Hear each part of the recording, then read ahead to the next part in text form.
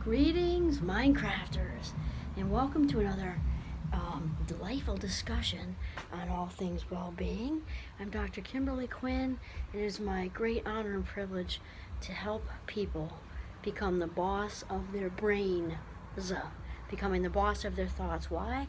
Because thoughts come first and feelings come second, and then actions or behaviors third or last. And so it's of utmost importance for our well-being to learn to practice thought control, because what we allow in the living room dictates how we feel.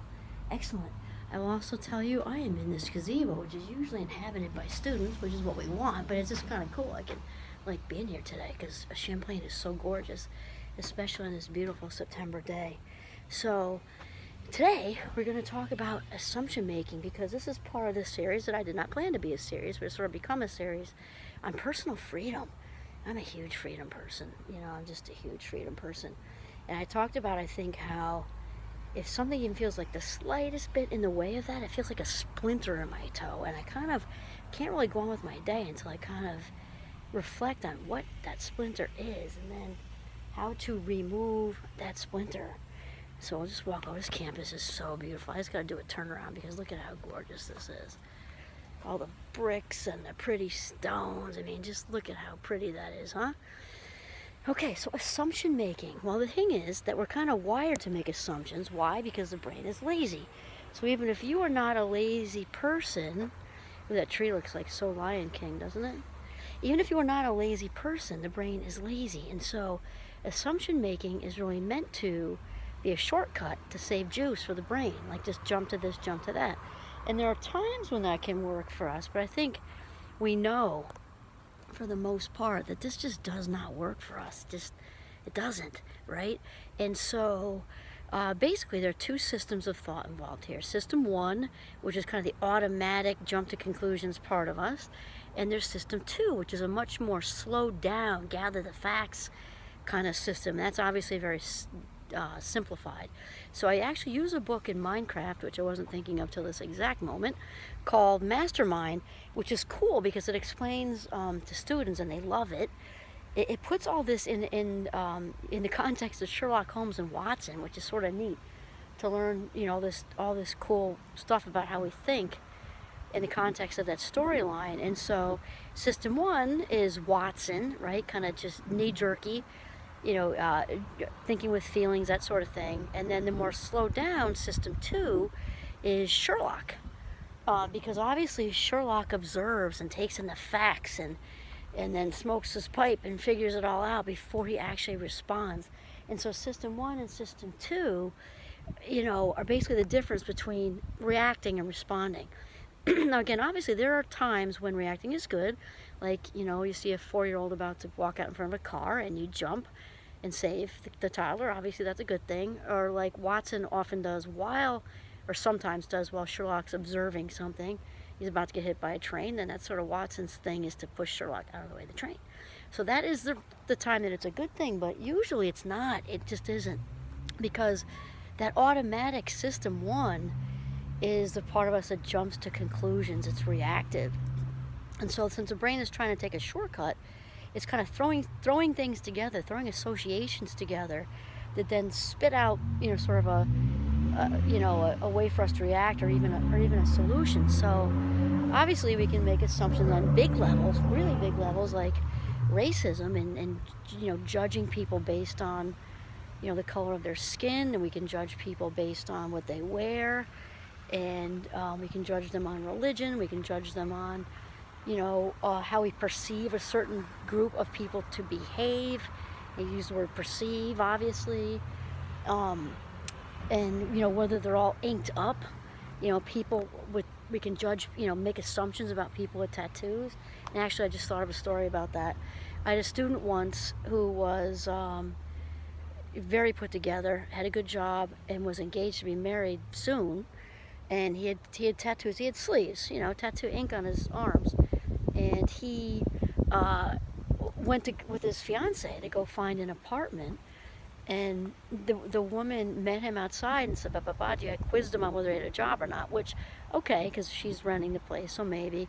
and then proceeded to ask him if he had been in prison and all this stuff. So quizzing him out, do you have a job, and have you done time, all based on, not judging people who made mistakes either, that wasn't the point.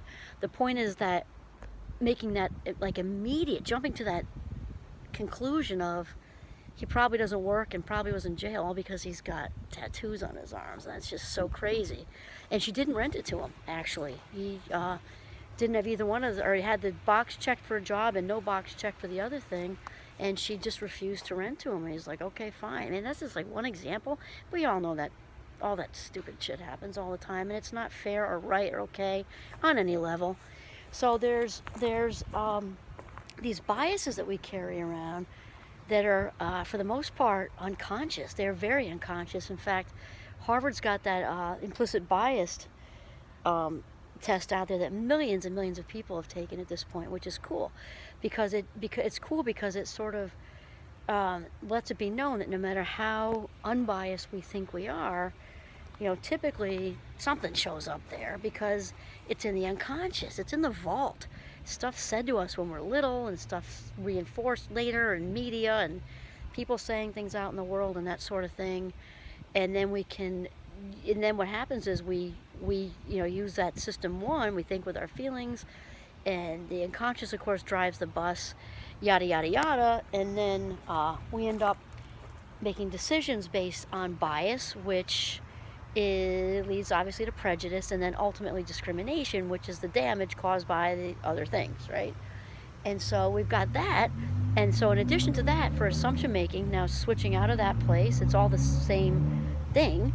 But when we make assumptions assumptions in general from conversations and text messages, and it's just so nuts when we just meet someone, and then also it leads to drama, right? We're just assuming we know how somebody feels, right? We assume that we know how somebody feels and what they're thinking.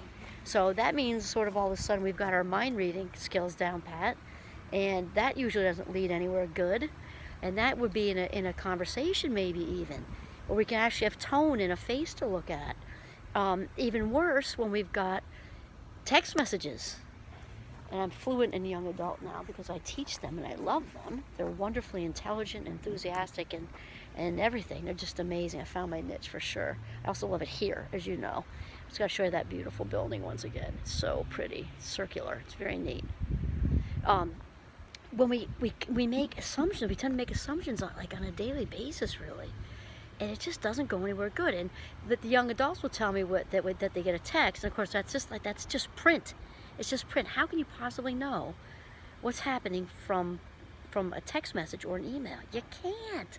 And they'll say, well, exclamation points, that probably means they're yelling, right? And the ... means something. I forget at this point.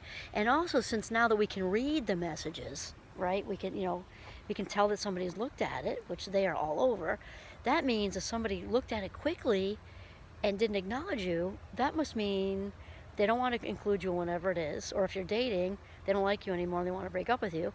It can't mean that they're at the dentist, maybe even having a root canal, right? So it'll take longer for them to get back to you.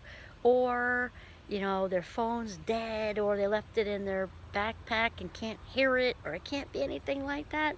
It's got to be, that it's something horrible that they're leaving you out of, or that they don't like you anymore, right?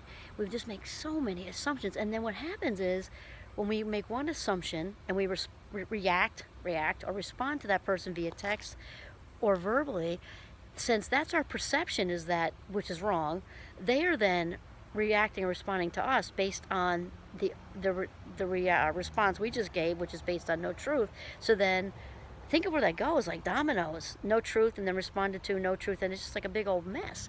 And then we think about, the valuable life minutes being, just going down the drain, just circling the drain. It's so crazy. So the thing is, obviously, this leads into the first part of the series, which I did not plan to be a series once again, is do not take things personally. By the way, the 4 Agreements is a great book. I didn't really plan this to be about that, but these are 2 of the agreements. So let's just say it.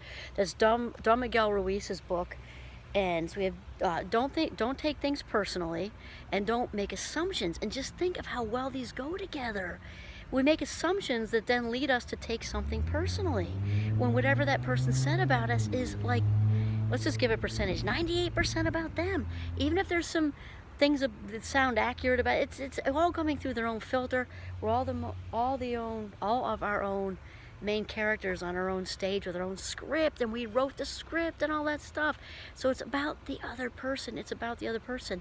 When we make assumptions, it rolls right into the drama.